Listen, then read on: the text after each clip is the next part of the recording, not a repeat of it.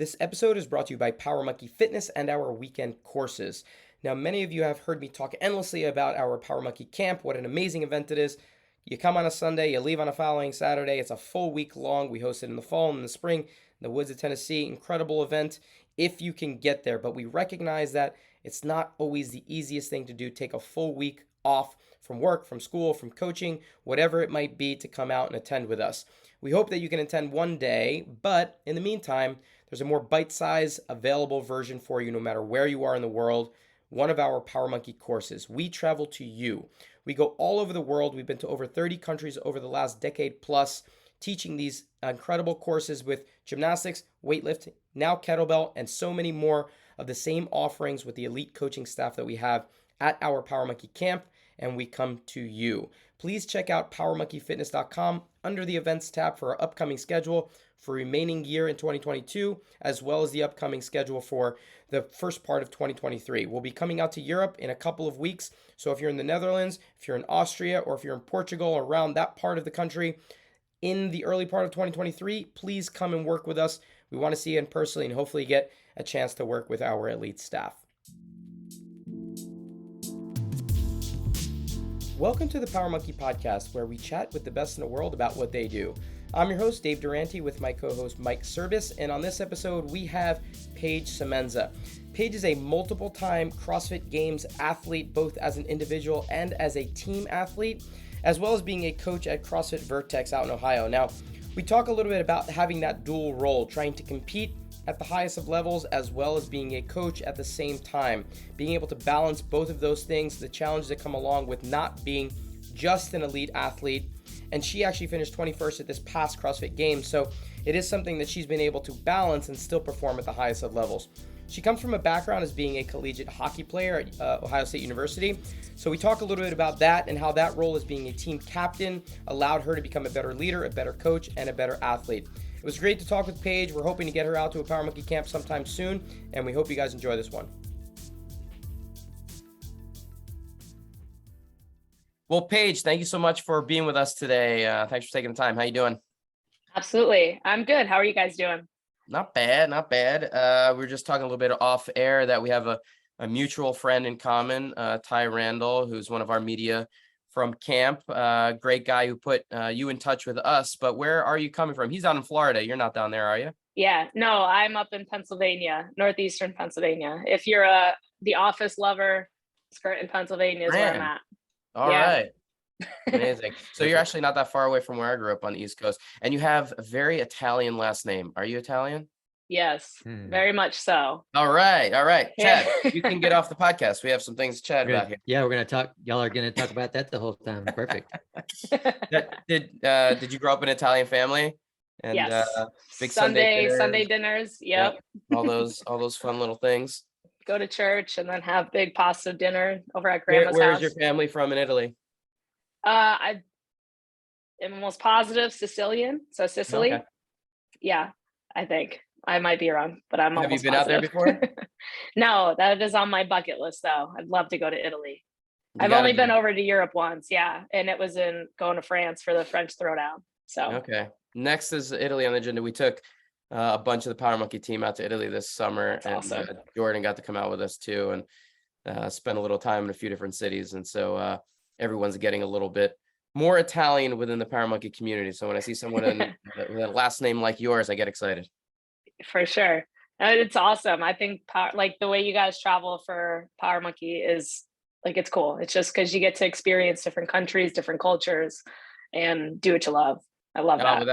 Without a doubt. And Chad can probably speak to this too, but both of us have traveled the world together. We've traveled the world individually as an athlete, as a coach, and for all of the amazing things that have come along with it. The people and the place that we've been to are the things that we remember the most. Like the great experiences. We always get like a firsthand account of every place that we go because we always get to stay with hosts, gyms. You know, we rarely stay in like hotels. We're normally staying with a recommendation from the host, and we get like a really like close experience to what it's actually like to live there. So I feel always really fortunate about the way that we travel, not just that we get to travel, but the way that we travel. That's really awesome. Chad, what's been your favorite of the trips that we've been on together? Man, it's really hard to say. I'm trying to remember where we were. The one that really always comes to mind was probably one of our very first ones that we took, and it actually may have been with the company that was known as WOD Tours back in the day. But we did this partner workout Oh yeah, where Amanda. I think it was, yeah, and Yeah, I think you Amanda. and I were on a team, and we were going Yeah. against a couple other uh, teams from the people that were in the seminar that we were coaching. But for whatever reason, when I think of traveling with Power Monkey and with you, that's the story that sticks out. That Because was in Kuala Lumpur. That was in Malaysia. yep, And it was like yep, 1,000 awesome. degrees outside. We did partner Amanda. I didn't do the muscle ups, and and like we actually did both. We did yeah, both. So it wasn't just right. our strengths. But then we had Dorian afterwards. Remember that fruit that smells like rotten Oh onion? yes, Yeah. yes. Okay. And that was like part of the Yum. end of the course snack. And they were How, like, let's see if how these could I Americans forget? will How could I actually forget? eat this. Was See, it good? I mostly blocked that part out of my mind. I just remember watching you do muscle ups. That's all it was. So Was it good? I think people either actually love it or despise it. It's the kind of thing that smells so bad that like hotels won't let people bring it in, and it's like absolutely off. But it's a very particular smell and taste. You got to try it for the first time to decide if you're the person on the I hate this or I love this side of things. The fun parts of traveling. So let's get back to you, Paige. On the East Coast, but coming off of what we want to probably discuss a little bit here, the games. There weren't that long ago. This was your third appearance as an individual at the games. Is that correct? Yep. So, Yep. Third as an individual. and this was a very interesting games. And we've had a chance to speak with a few different athletes and Boz over our last couple of podcasts to get a sense of what this particular games brought to the equation for you as an athlete and having some experience in it. But overall, just what was your take on this particular games? Did it feel different that was programmed from Boz and Nata Castro this time around? Yeah, I definitely think there was a different feel to it. I personally went into it with a totally different perspective of like, I'm not just going there to try to survive, I'm going there to compete. And when I was a rookie, it was like I was pretty terrified, not knowing what to expect, not knowing the volume I was about to do. But now having experience and just going in with an open mind, knowing that there was somebody new programming, but knowing that it was going to be a well-rounded event.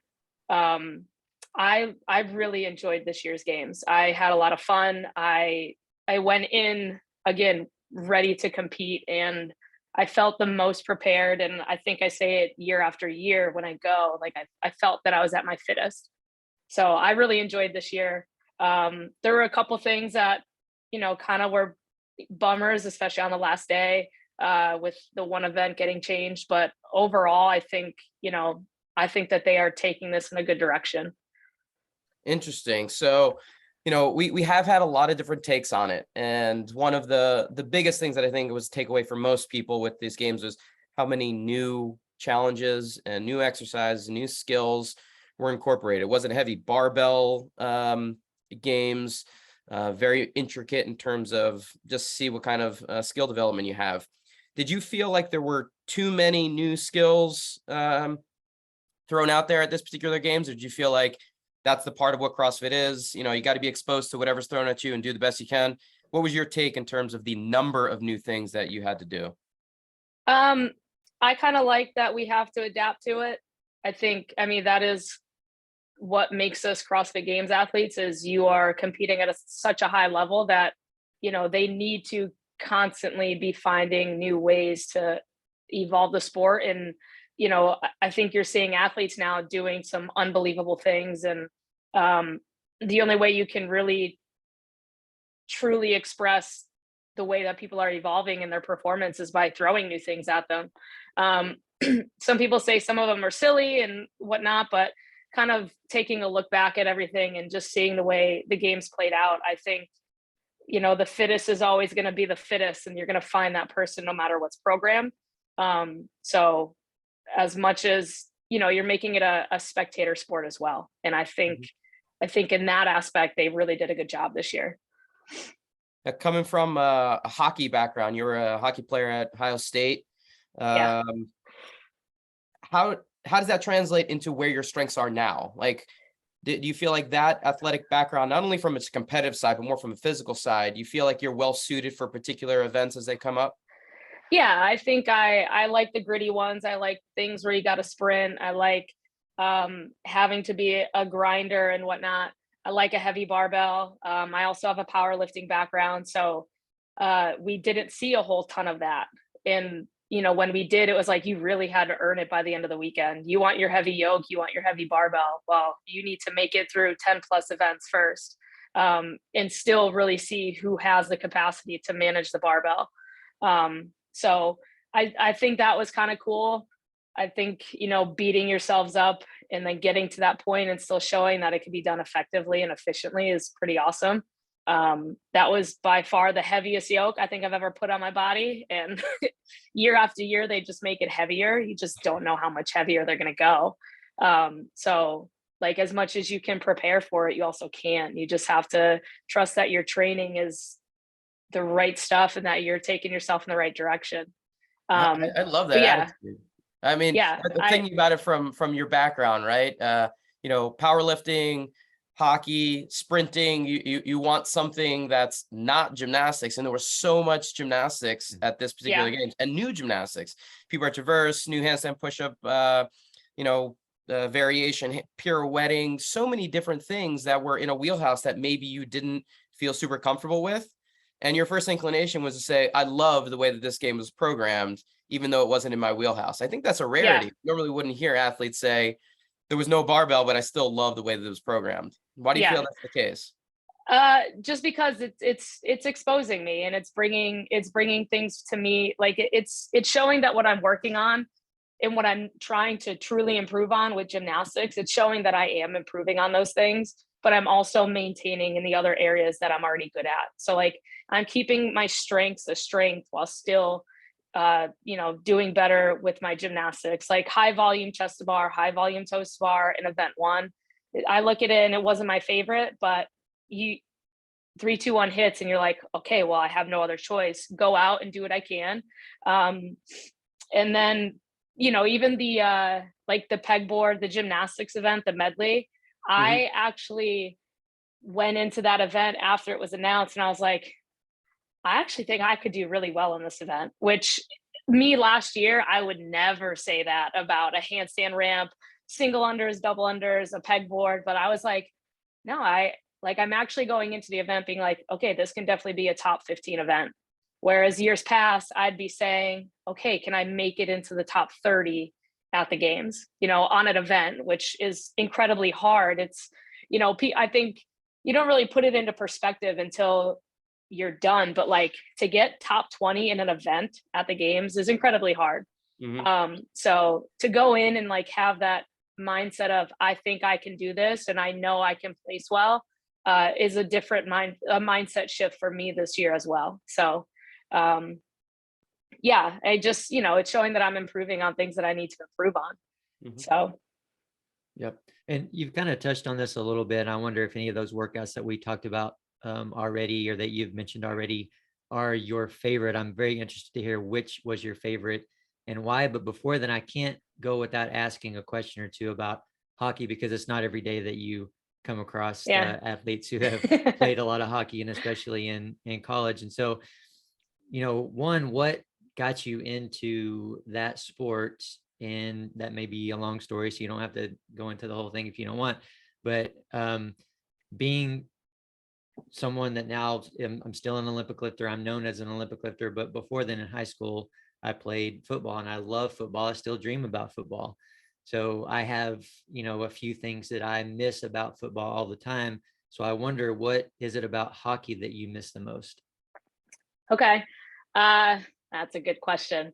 I love the teamwork. I think that is one of the things I miss the most. But CrossFit also requires a lot of teamwork, whether you're an individual or on a team. So, and I've kind of had the best of both worlds, competing on a team and individually. And I feel like I excel in both environments. I got into hockey when I was young, like maybe 8. I was always at the rink. So I was always ice skating, always doing the public skates and whatnot. So a friend asked if I wanted some hand-me-down gear, and it was just kind of, that was it. That was the end of it. And then from there, just a lot of club sports, a lot of club teams, and a lot of traveling, which I'm super, super grateful for with my parents. And then I went to a private school for 3 years of high school, and then that allowed me the opportunity to earn a scholarship for college. So Nice. that's kind of a short version of ice hockey, but I think I just love the grittiness. I love the sprint work. I love the explosiveness. I love that there's also all of this grittiness and this hard work and hard effort, but there's also very much a finesse to a sport like ice Mhm. hockey. You need to be skillful with your hands, hand-eye coordination. You have to be able to be agile on ice, on skates and stuff like that. So I just fell in love with the sport, and it just kind of, it came easy, but it also came with a lot of hard work. And CrossFit kind of feels the same way. So it felt very similar in a sense that I was able to get the skills down in the sport, but it took a lot of hard work to continue to make them better and fine tune them. And I kind of love that process. And I think that's kind of where that sport, they kind of just go together for me. Um, but as far as like events at the games, I love the hat trick event. I mean, you couldn't find a cooler name for an event for an ice hockey player. But that was the high wall balls, the dumbbell snatch, and the sprint to the finish, which it was like an Mhm. interval Right. style. So again, it's that hard sprint, send it, and then recover, do it all over again. So I thought that one was fun because again, it's that grittiness, but also you need to have some finesse, some accuracy, especially with the wall ball height. Throwing to an 11-foot target was very different.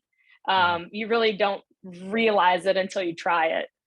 So that was pretty cool. I really like the ring muscle up event as well. I forget what it was called though. So it was the ring muscle ups, the Up and log over. get overs, up and over. Yep. Mm. The box jump overs, and then the all the way overs, the GHD. That lunge at the end was brutal, but I really like the different versions of having to get over the box, the log. I was actually rebounding my 30-inch box jumps because I Oh. felt that it kept my heart rate down the most. Yeah. Yeah. And just having the confidence in that and knowing that again, I have that explosive background. So that actually I think was a reason I did as well as I did, was because I can maintain a steady heart rate and then, just get by on the rings and then move on the GHD. So those were two of my favorites. Nice. Yeah. And that one was fun to watch too. The last one that you talked about, that was one of my favorite to watch, I would say. But one of the first things you mentioned that you miss, and you related it to CrossFit as well, is teamwork, or being a part of a team, the camaraderie part of it. And that's hard to beat. I think if, Yeah. you kind of reminded me of missing that part of being a part of Hmm. a football team. There's physical parts of football that I miss, and I can easily tell you, but I forget about the team part because I'm so used to being an individual athlete. But I do also agree that, especially now that I'm getting older and I'm looking back and I'm appreciating more of the team that I had as an individual athlete. So can you tell me from your perspective what you meant when you said CrossFit is a team sport as well, even for an individual athlete? Yeah. So I pretty much grew up playing team sports my whole life and always having a supportive family and just the support in general that it takes to do or compete at an elite level. So I've always been someone that's been super grateful to have that and to have the opportunity to take advantage of it really. But I work with Misfit Athletics. I have a remote coach. His name is Gabe. But Misfit Athletics is this umbrella of people and programming and clothing line and supplement line, and they kind of have it all in one.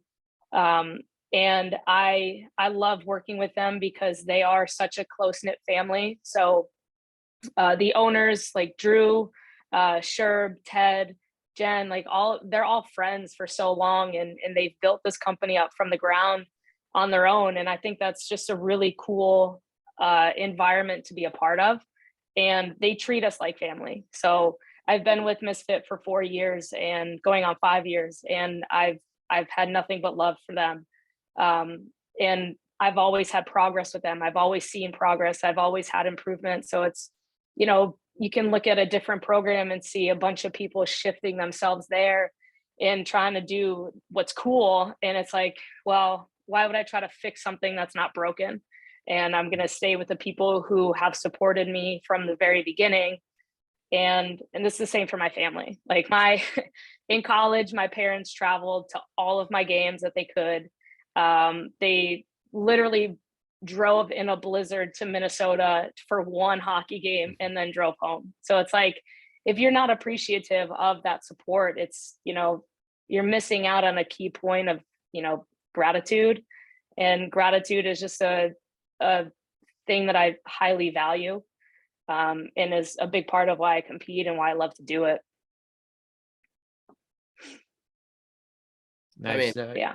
I love that. Yeah. Obviously, you know, both Chad and I grew up doing individuals, or we're known for doing individual sports, but what you're saying about being part of the team is something that I have always gravitated towards. And even within an individual sport like gymnastics, I've always stressed the impact that the team had on me as an individual, competing on a collegiate team, and how being an individual and trying to better the outcome of the team was always better than what you would do as an individual. I think when we had Stacey Irvin on, he said it, but, you know, a shared win is better than an individual win anytime. The way that he worded it was really, really well said.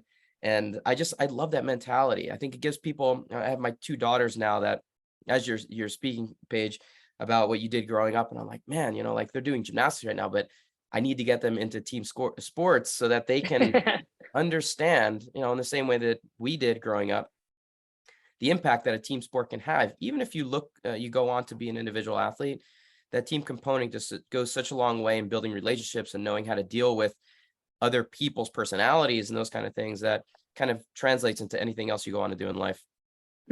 For sure. I love it. Just, if you have such a positive mindset when it comes to being on a team, like, yes, you're going to lose. Yes, you're going to have difficult outcomes, but it's how do you manage that? And how do you help the team kind of flip the script and turn it around to be an advantage? So that's always kind of the cool part about it is I've always been kind of a leader by example in college and in high school. I was an assistant captain for 3 years there. So that's just always kind of been my way of expressing, you know, some type of leadership and knowing that it's like, okay, we can work hard, we can have some bad outcomes, but how are you going to respond to those outcomes to do better the next time? And you've shown that the team component is important. If you've competed at the games as part of a team and then transitioned into individual, is there a reason why you decided to kind of move the route of individual, or is it just I want to see what I'm able to do on my own and I still have that outlet of the team possibly later down the road? Is it what kind of pushed you to the individual side? Kind of just a gut feeling. Back in 2016, when I first qualified for regionals, I was like, all right, I really want to do this. I finished 14th in my first regional, which I had a huge improvement in just 1 year. So the year after that, I was asked actually by a former teammate of mine from Ohio State, Kelly Wild, to go out to Minnesota and live out there for a year to be on the team. So I took advantage of that opportunity, and just deep down, I always knew I wanted to try and go individual. So then the year after, I was like, okay, I'm going to commit to this and I'm going to see what happens. So yeah, it was always kind of deep down something I wanted to do. Yeah, and I don't regret it at all. I still would consider going team again. It's just, I think after last year finishing 21st, I really want to make a push for at least another year and just see where I'm at, because I stayed the healthiest this year. I just stayed in a routine. I was super disciplined with the way I went about training and just trusting the process, that I want to see if I could do it again and what that will lead to with another year of doing it under my belt and just having the baseline that I have right now. Yeah. So you're 30 now, is that correct? I'm 31. 31. Yeah. And so this year was what you deemed to be kind of your best year as an athlete. Everything was kind of clicking. Did you change something specific to allow that to happen, or was it maturing as an athlete? Things kind of aligned well for you, and what kind of allowed you to have this, into your 30s now, have your best games ever? I had a few life changes. A big life change was meeting my boyfriend, Ben. We dated for about a year and then we moved in together. So we've been living together for over a year now. So meeting him was a huge change. We're very like-minded when it comes to lifestyle and CrossFit. And so that just having that routine around the house and just knowing that someone is there to do the same exact thing, like we make dinner together, we do this, we do that, we cook we cook the same, we eat the same, we live our lives almost the same. So that was a huge change for me. Before that, I was actually living at home, and it's not that my parents were not supportive, but it's different when you're doing the same as your significant other, as opposed to like my parents would go out to eat almost every night of the week because they're retired and just loving life right now. And it was just like, then I'm cooking for myself and doing all this stuff by myself. And just the vibe was off for me and just didn't feel right. And then I started working on nutrition a little bit more, which led to journaling and just a couple different habits of changing them or trying to get rid of one and creating a new one. So just a lot of stuff like that, little things that kind of, move the needle without you realizing it, Mhm. kind of do it behind the scenes. So yeah, those are kind of my biggest ones. Mhm. And then kind of what you had mentioned before about, being on a team is I always felt like I had to always do it all myself. Like always felt like I needed to, you know, grab my bags and, make my shakes and do all this and do all that. But knowing that like, Ben helps a ton around the house and helps me kind of stay in a routine, especially when we're at a competition. And having my coach who's like willing to like be the bag bitch and also, you know, help me warm up, help me strategize. Like it's not, you can't do it by yourself. It's impossible. Mhm. And just like allowing me mentally to kind of be okay with that was probably the hardest part because I just feel like I've always been super independent, and that was a big change, was knowing that like, okay, I have to be selfish in a sense that like I need these people to do these things for me. Yeah. And knowing that they're okay with that and that they want to do that. So that was kind of the biggest change. Yeah, I mean, those are some significant changes, Mhm. and you can see that they're kind of leading you in the better direction here. But I always like asking this question when we get an athlete of your level on, and Chad and I have talked about this a ton. But do you train by yourself now, or do you have a team of athletes, or do you train with your boyfriend, or are you training by yourself? For the most part, during the week, it's by myself. We have a few other good athletes at the gym, but they follow different programming. So personally, for me, it's just nice to have the presence of somebody else in the gym. Like I don't care what they're doing. It's just nice to know somebody's Mhm. in there and you're not in there by yourself. Hmm. But we also have a garage gym, like fully. We have a rig, we have a barbell, like we have all the machines. So I'll go in the garage quite a bit as well, if especially if I'm doing like 2 a days, um, which Ben works a full time job, so he doesn't get home till late in the evening. So weekdays are really hard. But on the weekends, he will do everything with me, and he will Hmm. just kind of, especially during games training, like he would run himself into the ground just to hang with me and to keep me company through training. Because he loves it too. Like he loves to train, and if he had more time, he would definitely try to be a lot more competitive with it. But you know, there's the thing called life too, and Mhm. their priorities are a little different. Absolutely, yeah. The support system's amazing, but Yeah. the you love training by yourself, and you find that to be a really helpful um, way to be achieving these goals. What we're seeing a ton of athletes do is move towards these super team type of things, moving across the country, moving to different locations to train together. And I always find it fascinating to get different people's responses as to whether or not that's the right move. And I'm curious from your perspective if, that type of environment where, say, you have 5 athletes that would be standing next to you at the games, is standing next to you every day doing a WOD, if that type of environment would be a benefit or a detriment to you in terms of long-term training. Curious what your thoughts are as an individual like that. Yeah, probably for me personally, more of a detriment.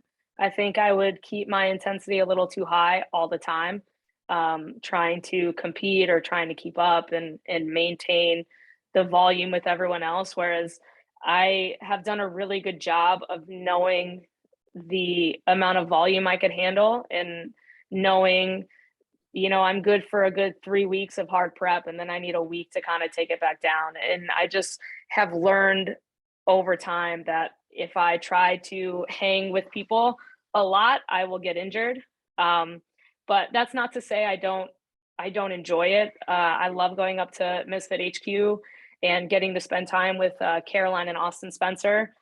So Caroline and I are fairly similar as athletes, but also very different. So anytime we get together and train, there's always like an up in performance. And I could handle that for a long weekend. But if I try to do that over and over again, it would definitely, I think, be a little bit more of a hindrance for me. And I always have a specific routine when I go to the gym, and I've just have gotten so used to going in on my own and knowing how I'm going to warm up and knowing what I'm going to do next, and just kind of being able to change things up on the fly as well. Whereas like if I'm going to have somebody come in and train with me, okay, we're going to do this, this, and this. Well, if I warm up and I'm like, okay, well, I need to switch this, this, and this around. Are you okay with that? Like, I'd rather just have myself to worry about when it comes to training. So yeah, I think a little bit more of a detriment, but periods of time, it's manageable for me. And I've learned that. That makes sense. That makes sense. Yeah. The female scene right now on the CrossFit Games is very exciting. I think anybody that watched this year's games, not only just the powerhouse of Atia winning again and everything that comes along with watching, a GOAT perform, but the exciting group of next crop of young women that are coming up. I'm curious from your perspective if it's exciting for you, or if it's like, oh man, now I'm competing against 17-year-olds and have to worry about, these teenagers that are coming in and competing at such a high level and rounding out this field in a way that has never been done before. How are you viewing the women's field now that it's expanding in such a way? I love it. I love seeing teenagers coming out and being just as fierce to keep up with, someone who's in their late 20s like Tia and has kind of reached the peak of, we don't really know when you're reaching your peak, right? It could be late 20s, it could be early 30s, it could, it's kind of different for everybody, but I think it is so cool. And I actually competed. So Mal O'Brien has competed. Mal's the only one so far. And Emma Lawson. Gigi Sabatini competed with them in the teenage division. And Gigi Sabatini is an athlete here at our gym.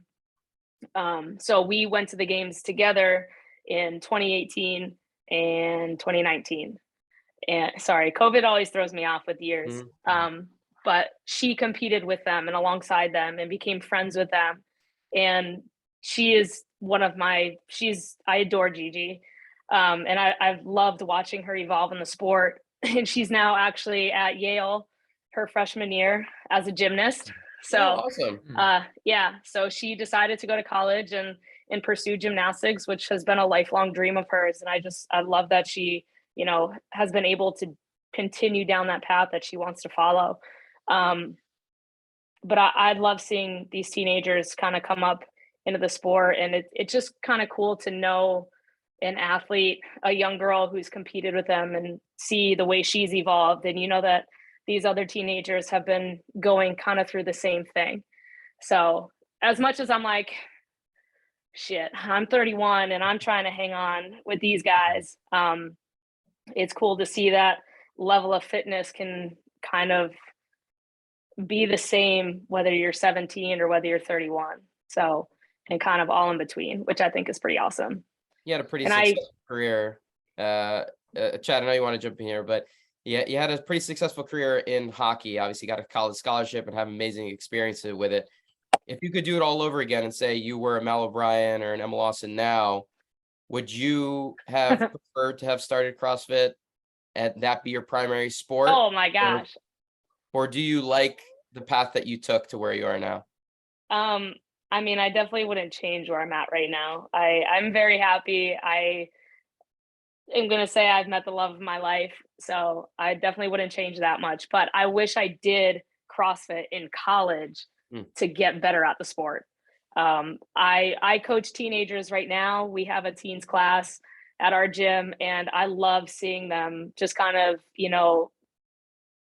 become more athletic and more coordinated and more explosive. And even though some of them they don't play sports, it's just fun to watch them evolve as kids. But man, if I played in college, I would have, like, I put on 20 pounds after college, and I'm like, I was a peanut in college. There's no, like, I don't know how I handled getting hit, where now I'm like, I would rock somebody. Yeah. So yeah, I wouldn't change it. I mean, if I was making hundreds of thousands of dollars, maybe. Yeah, that's definitely a game changer. But no, I have no regrets, and I definitely wouldn't change a thing except to do the sport to get better at my sport that I was in.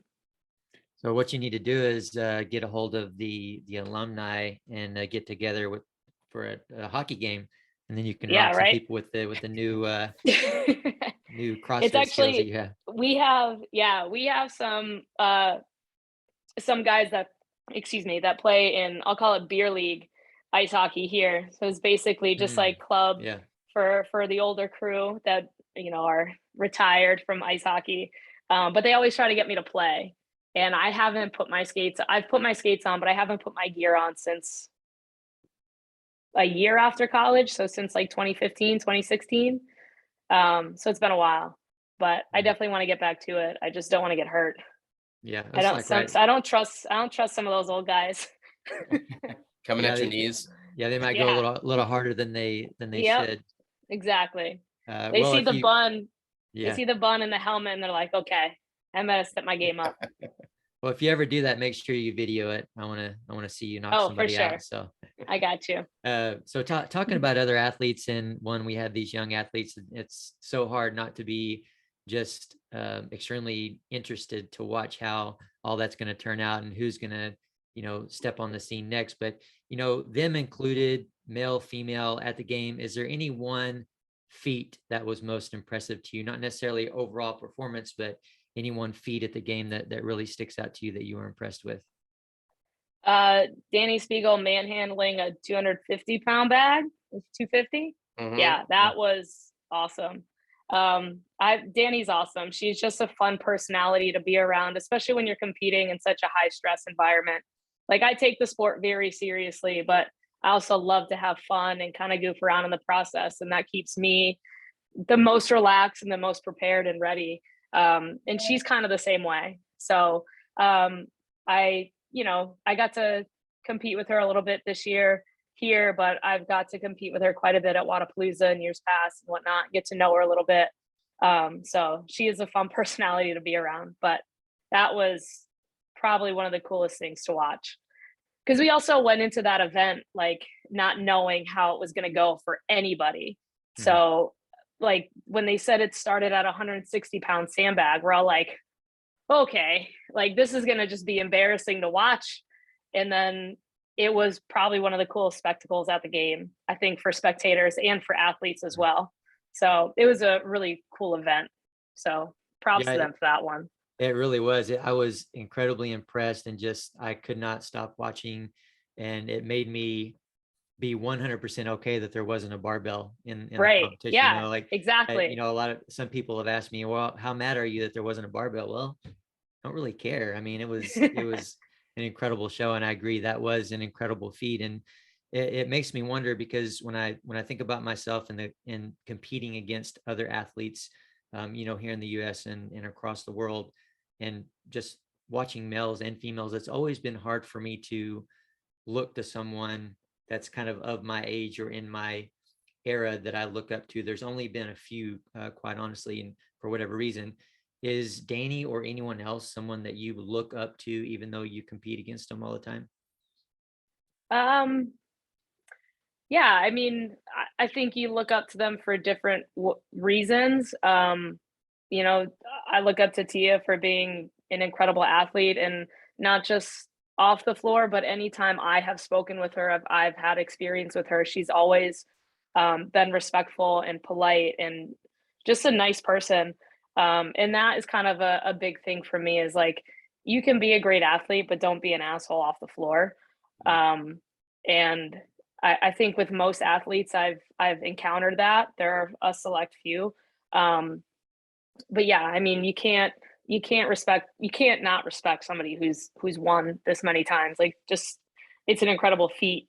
Danny is just a great athlete. I think I just have a good rapport with a lot of athletes, as far as like, I just like that I can experience respect back. I've also had experiences that weren't like that, but I won't really talk about those. I don't think they're. Oh, come on. No. They're just, some people just, you don't drive with some people. Yeah. So, but yeah, no, I don't think there's really anyone specific. I've gotten pretty close with Caroline, obviously Caroline Spencer. I really, Christy Aramo is someone who I kind of spoke with more this year, especially because we were at Syndicate together at semifinals. And it was just kind of incredible to watch her come back there. I don't know if you guys had seen, but she had a pretty rough start in the semifinals event, and really kind of worked her way back and earned her spot on the podium, which was really cool. I love Haley, Alexis. Some reason I get along with the younger ones a lot. But I also got to be with them at semifinals as well and get to know them a little bit more. So as much as I want to compete and, crush everybody, it's like, I also want them to do well, like, it's kind of hard, but I also think that's part of me getting older as well, and just appreciating where I'm at, and, loving the sport for what it is. Now, on Yeah. the competitive side, that's one piece of it, but you coach as well. Is that correct? Yeah, I coach, I'll say full time. I coach at a gym here, CrossFit Vertex. Our And, gym, it's fun. I love it. and how many hours are you coaching per day, per week? Right now, 11 or 12. It doesn't sound like a crazy amount, but on It top is. of training, Mhm. it became really, really tough, especially training for the games. Right now, it's very, like, my training is super chill, so it's super laid back, and I like it because I can get more back into coaching and really kind of giving myself to the athletes and our members. So yeah, right now I'm coaching about 11 or 12 hours, I think 11. So that's what I do full time on top of training. Yeah, and that was kind of my question there. You mentioned 11, 12 hours might not seem like a lot, but that is a lot, especially if you're a full-time competitive athlete trying to, compete at the highest level. Do you do coaching because the financial component, and it's, it's something that kind of helps pay the bills, or does it kind of scratch an itch a little bit in terms of something that you enjoy doing, giving back to the people that, are potentially were in your place? What does the coaching side of it do for you that you feel like you need to do it as you're training at such a high level? Yeah, it's very fulfilling for me. It helps me create more of a routine. I don't think I would do well just training, like just focusing on training. I like getting in the gym. I like being social. I like seeing members get better. I like helping them get better. I like being a part of that process for them.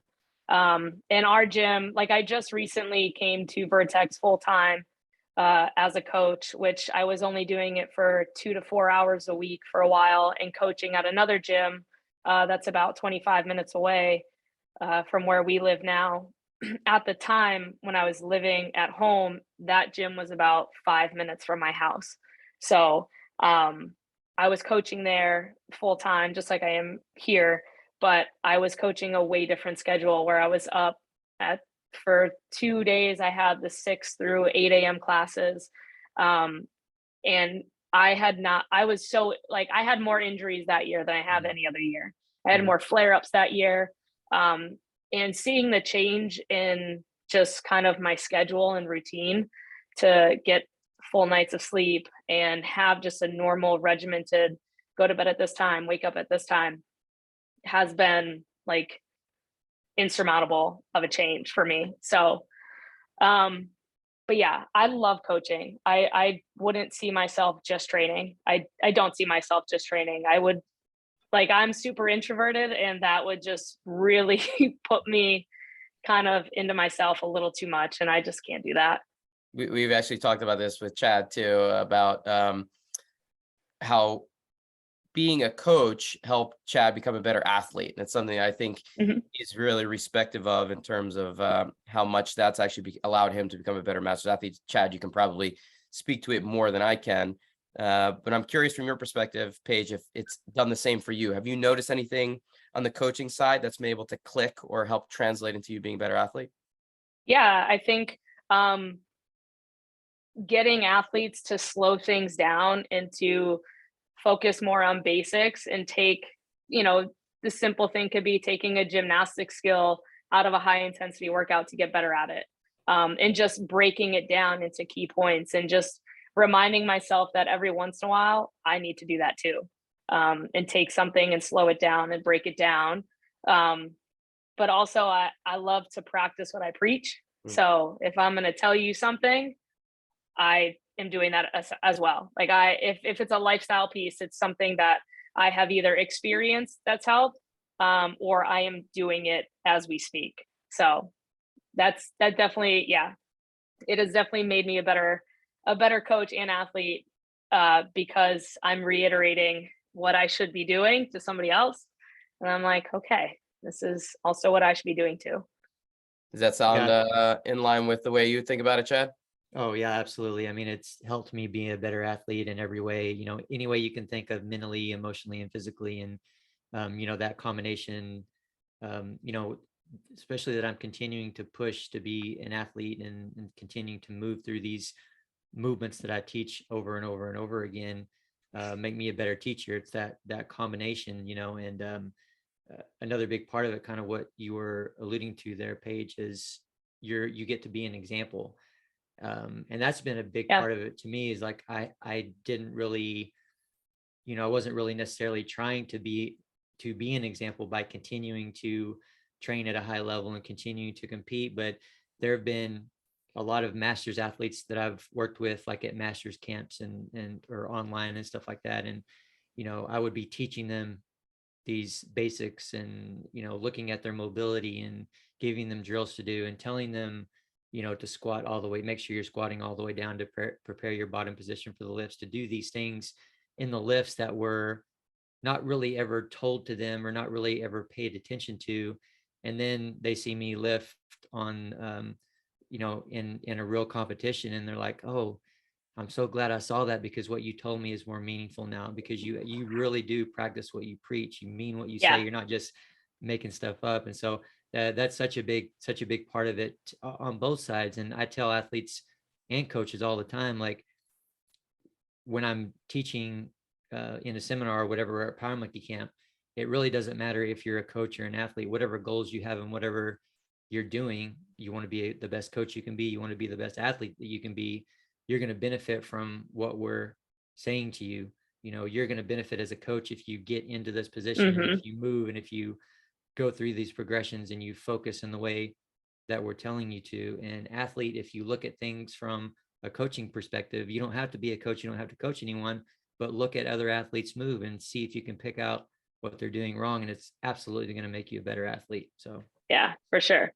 And I think, as far as practicing what you preach, like I also have some remote athletes through Misfit Athletics that are trying to compete at a higher level and want to do these things. And it's like there's no better way to practice what you preach than to go to the CrossFit Games and compete and have success. And then you get to talk about those experiences with your athletes.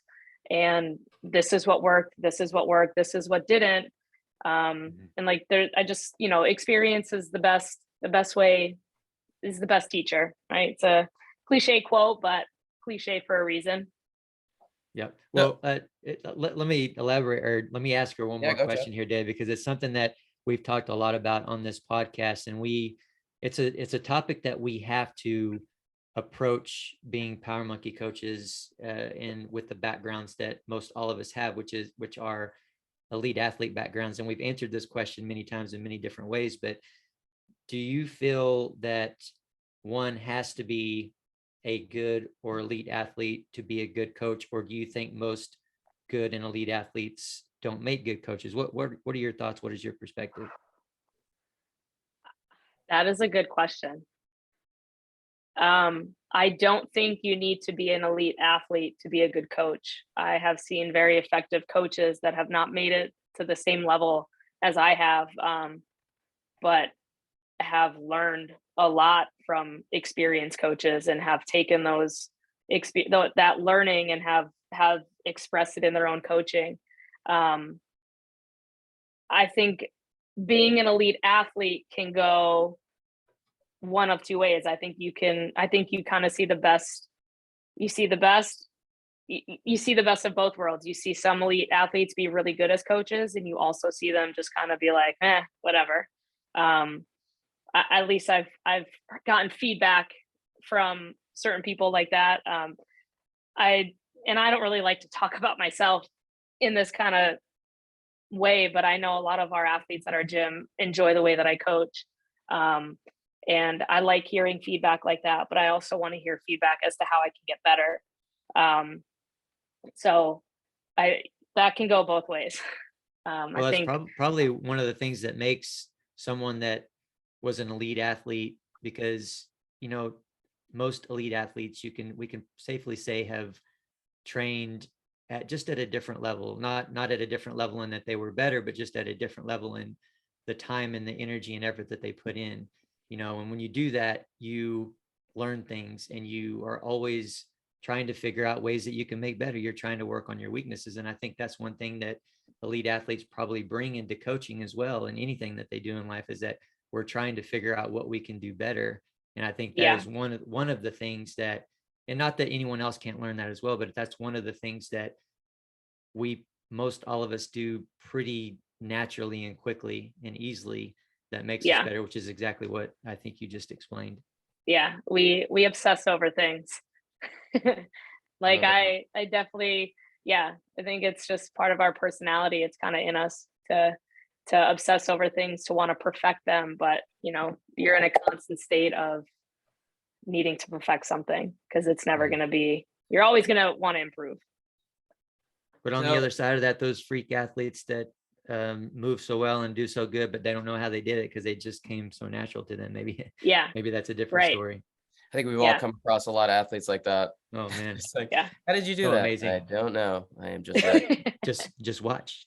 I am just that good. That was one of my favorite. Just watch this. Yeah. Well, my coach in college, one of my coaches in college would always, I love this coaching technique. He would always say, he kind of had checked out at this point in his career. He'd been coach for over 30 years, done everything in the sport. And then he would just like see one of the guys that was super talented, which was not me on the team. And he would always go like, see how he's doing it? Do it like that. Like, oh, okay. That was his coaching style. Sure. Do it like that. Great. Yeah. Thanks for the help. I got it. Next time I'll do it like that.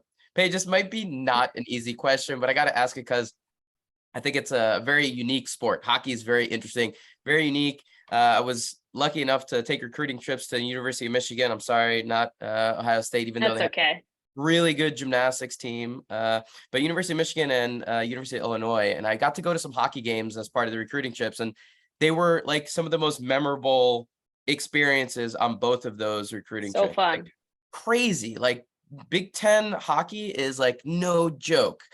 Yeah. And I'm curious, I remember the fans just being nuts. It was like crazy in hockey, football games. But I'm curious from your perspective, if you have a memory that was just like insane with regards to competing at that level in the Big Ten. So for women's ice hockey, it was a little bit different. We didn't have a Big Ten league. So we were actually it was called the WCHA, which was the Western Collegiate Hockey Association. So it was us, Wisconsin, and then about 5 other teams from Minnesota. So a little bit different for the women.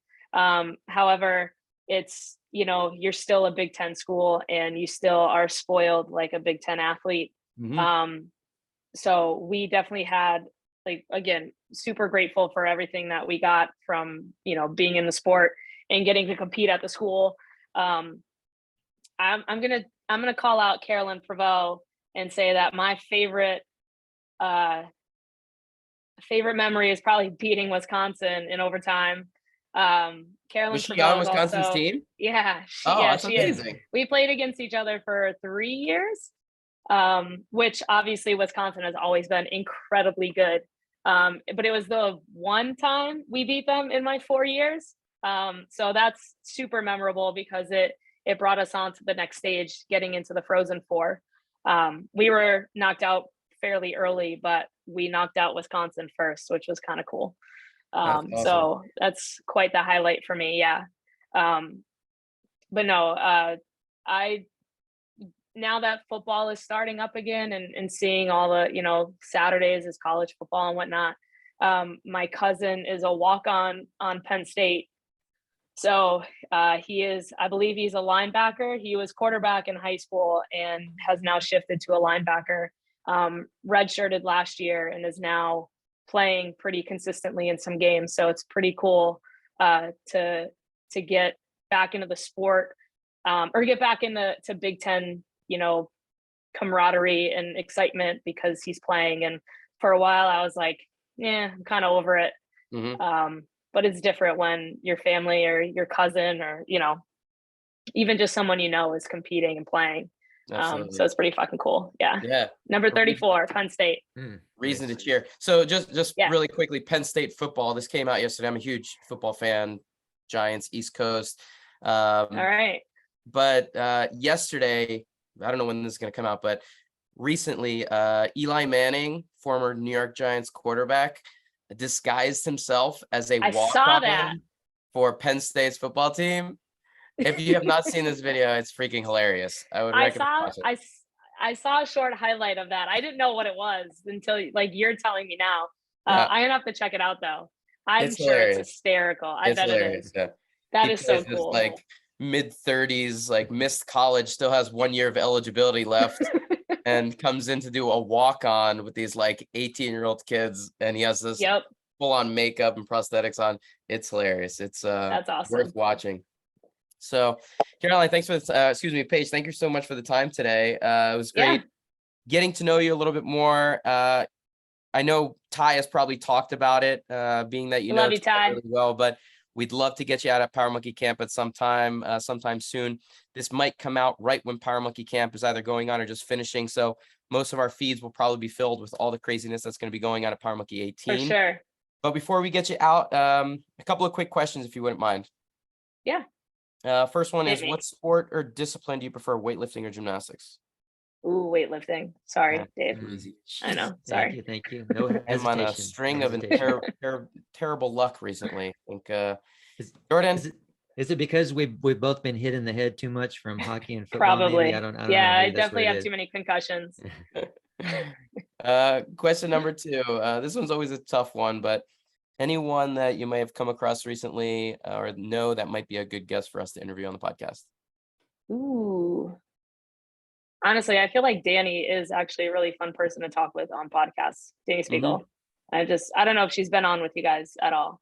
Danny's been in a while ago, but Danny's been out to camp with us and we know Danny well. It might be worth having Danny on again. She just came back from that adventure in Europe with Alec. Maybe we can have her on again and see how that all went. Yeah. I mean, you can talk to Carolyn Prevost and maybe she has some cooler experiences than I do with Wisconsin. We'll have you both ice hockey. Talk about There you go. Perfect. No, she's awesome. She's a good lady. All right. Any books that you've come across recently that you'd recommend to our listeners? Can be about anything, doesn't have to be about sports or anything like that. I'm into I haven't really read them in a while. The Disney Evil Villains series. is a pretty cool little fictional series to read. It's kind of a different perspective on how a villain, or how the villain became the villain. So that's kind of cool. And then more of like an educated book. A while back, Meredith Root from Tactic Nutrition had recommended me read How Bad Do You Want It? I forget the name of the author. I can Google it, but that was another one. How Bad Do You Want It? Nice. I think those are It was a two good that read. we haven't had before. That first one for sure is Yeah, I think on a topic that we've kind never of had. So I childlike, know. but No, I yeah. No, like no, it. I love It's Disney awesome. movies. Have you seen Cruella? Cruella was awesome. Yes. Oh, Really good so movie. good. Fits right into And I that. think they're gonna make a second one All right. based All on the way that they Nice. ended. Yeah. Yeah, it was very good. Nice. Well, there you go. Hopefully our listeners will go check those out, in Cruella as well. So Yeah. anything you got coming up you want folks to know about? Are you trying to get more athletes with Misfits? You're coaching through that, or what's going on? I'm just kind of staying in my lane. I kind of like where I'm at right now. I am gonna be. We've agreed that I'm gonna try to really give this a go at least for one more year and see what next year can bring. But I mean, anytime anyone wants to jump on the Misfit Athletics train, we're always here, and we're always looking forward to building our community, not just of elite athletes, but of everyday competitors and athletes themselves. So can definitely always be a big advocate for those guys, and my team, my family. So but yeah, other than that, just gonna start getting ready for Wadapalooza. I'm gonna go out there, most likely do it individually for the 2 days and then team for 2 days. Get a Misfit Athletics team out there. So that should be a lot of fun. I always enjoyed going to Wadapalooza. It's even for the amount of chaos that happens there because there's so many athletes. It's great to get down into Miami in the wintertime and break up the monotony of winter and gloom and doom. So yeah, I'm just looking forward to doing that and trying to get myself back into a training routine here. So I'd say last year, 2021, I wasn't competing at the games. I wasn't prepping for it. And this year I really put in all the marbles for prepping for semis, prepping for the games, and really going all in. So trying to decompress from that has been a challenge of kind of mentally more than physically, I think. So just trying to get back into remembering what everyday life is like and enjoying time outside the gym. So I think, not to kind of bring it down a little bit, but I don't really think it's spoken about a lot of, you train so hard for this one thing and then all of a sudden it's done. Mhm. And it's like, okay, well, where do we go from here? Like, how do I just get back into normal life? So I kind of struggle with that for a couple weeks and have slowly been, getting back into a normal swing of things. So that's where I'm at. Yeah, no, absolutely. And that's a very good point that we should probably do a whole podcast on that specific topic Yeah, right there. for 'Cause sure. it is tough for sure. And I appreciate you bringing that up, and I look forward to watching you. And I agree. I love Wadapalooza. Now I haven't been to the games in probably 5 or 6 years, but compared to when I went to the games before, I got to be honest, I like Wadapalooza probably a little bit better. Yeah, the Anyway, vibe is always so fun. yeah. Anyway, Paige, it's been an absolute pleasure. Hopefully we'll see you out at Power Monkey Camp at some point. And as Would always, love to our to. listeners, we very much appreciate you guys listening in. Be sure to head over to powermonkeyfitness.com for services and upcoming events. Also check out our Instagram pages for regular teaching and technical content at Power Monkey Fitness, at Dave Durante, and at Ollie Chad. And on behalf of Power Monkey Fitness, we're your host. I'm Chad Vaughn with Dave Durante. And until next time, guys, thank you all for listening.